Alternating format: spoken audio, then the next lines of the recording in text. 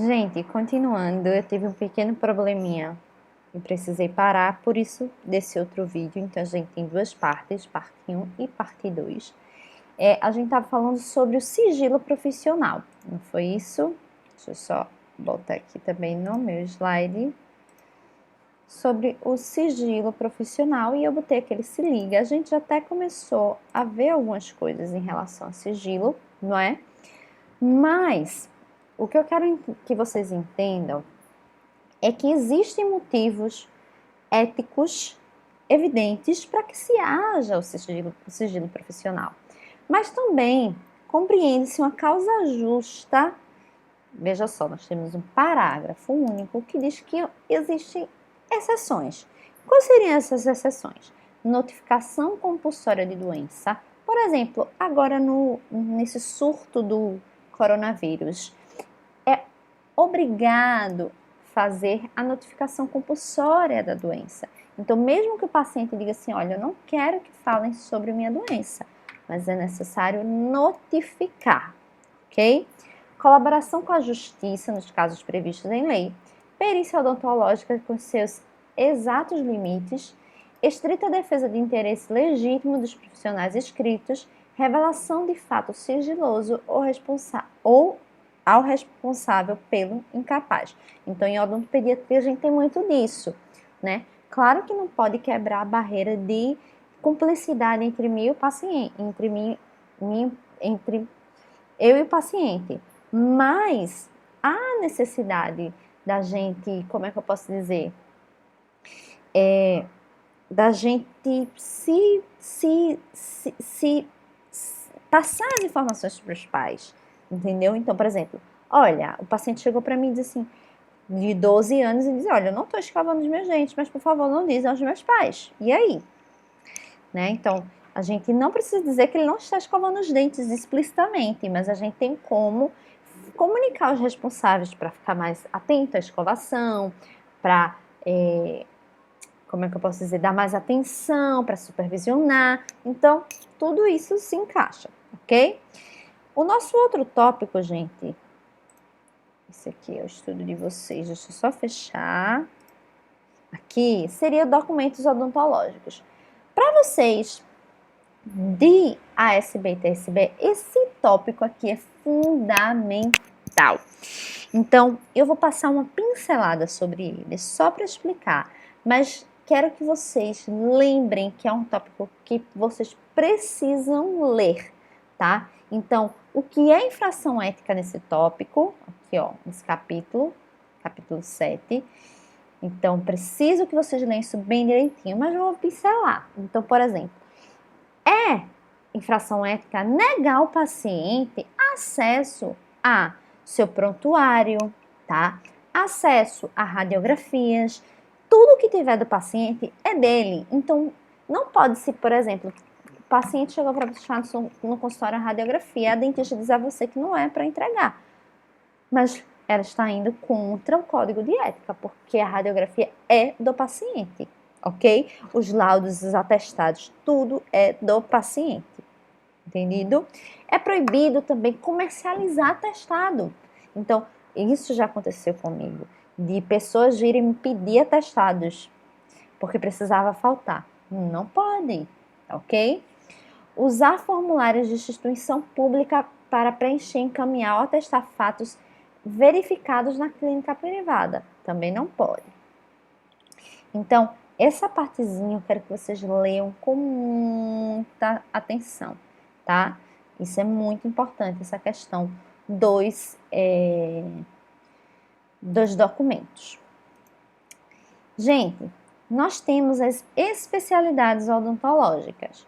Vocês vão ver que aqui tem honorários, isso também é para vocês lerem. Mas não são coisas que eu vou me prender aqui na aula, senão vai ficar muito extensa e cansativa. O que eu quero que vocês leiam e investiguem quais são essas especialidades. Quantas são essas especialidades? Tarefinha de casa, tá bom? Vou cobrar isso de vocês. Quais são e quantas são?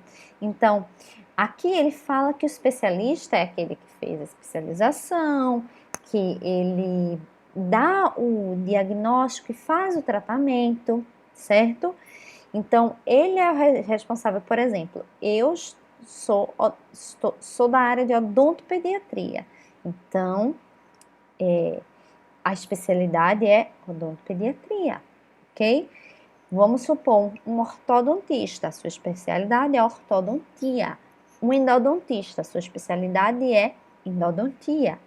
Um cirurgião bucomaxilofacial, a sua especialidade é cirurgia bucomaxilofacial, ok? Entendido? Aqui no capítulo 10 fala um pouquinho sobre a odontologia hospitalar.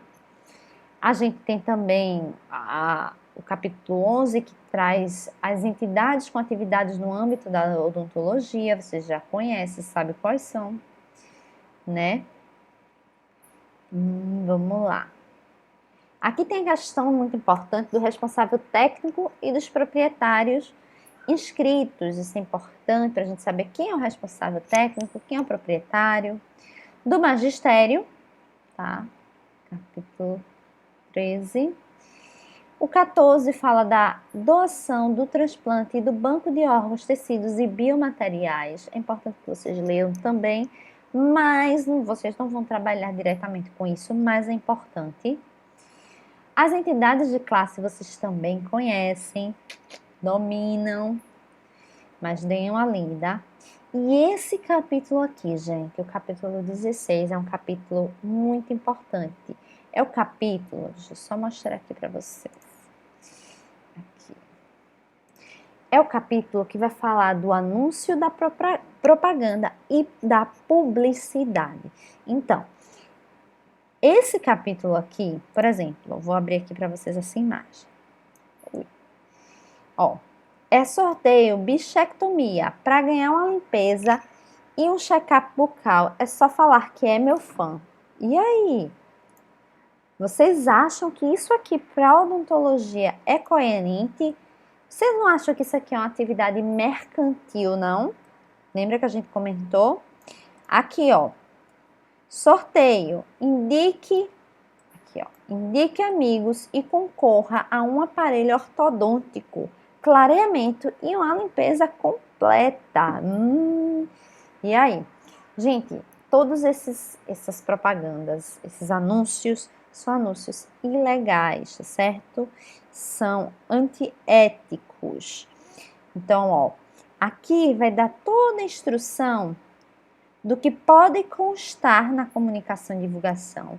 Então, o que pode ter? A especialidade do cirurgião dentista, os títulos, o endereço, isso tudo pode ter. Aí tem tudo que pode ter.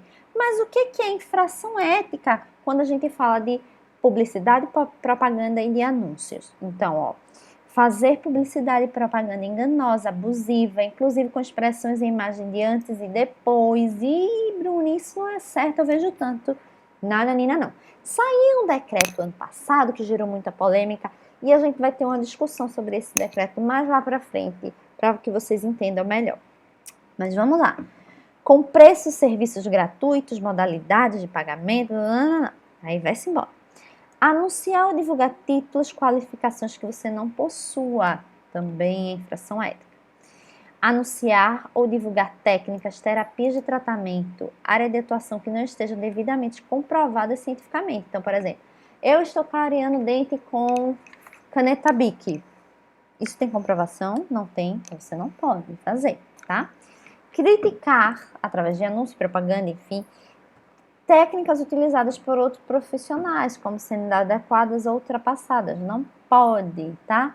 Da consulta diagnóstico, prescrição de tratamento e divulgar resultados clínicos por meio de comunicação de massa, bem como permitir sua participação na divulgação de assuntos odontológicos, deste ter caráter exclusivo de esclarecimento e educação da coletividade. Então, aliciar, ó, que esse tópico é muito legal, aliciar pacientes praticando ou permitindo oferta de serviços através de informação, anúncio falso, irregular, ilícito ou imoral. Não pode. Então, tudo aqui, ó, expor o público leigo a artifícios de propaganda com o intuito de granjear clientela. Não pode. Participar de programas de comercialização coletiva, por exemplo, no peixe urbano. Não pode. Tá? Realizar divulgação e oferecer serviço odontológico com finalidade mercantil, que é o que a gente já comentou. Também não pode. E aí a gente tem a questão da entrevista, da publicação científica, da pesquisa científica na odontologia, e aí a gente vem para as penas e as suas aplicações, gente. Essa relação de penas e suas aplicações, ela vai ter, uma observância bem grande, que eu vou tentar aqui trazer para vocês resumidamente, tá? Mas é importante que vocês leiam tudo, ok? Porque amanhã as questões vão cair de tudo. Então, a gente tem aqui, os preceitos desse código são de observância obrigatória e sua violação sujeitará o infrator e quem de qualquer modo com ele concorrer para a infração, ainda que de forma indireta ou omissa. Tá vendo? É o que eu falo para vocês, fiquem atentos. As seguintes penas previstas no artigo 18 da Lei número 4.324, de 14 de abril de 1964. Advertência confidencial em aviso reservado. Então, você vai receber uma advertência dizendo que você fez isso de errado. Censura confidencial, ok? Censura pública em publicação oficial, vai sair lá no CFO que você fez. Suspensão do exercício profissional em até 30 dias e a cassação do exercício profissional, tá? Pelo Conselho Federal.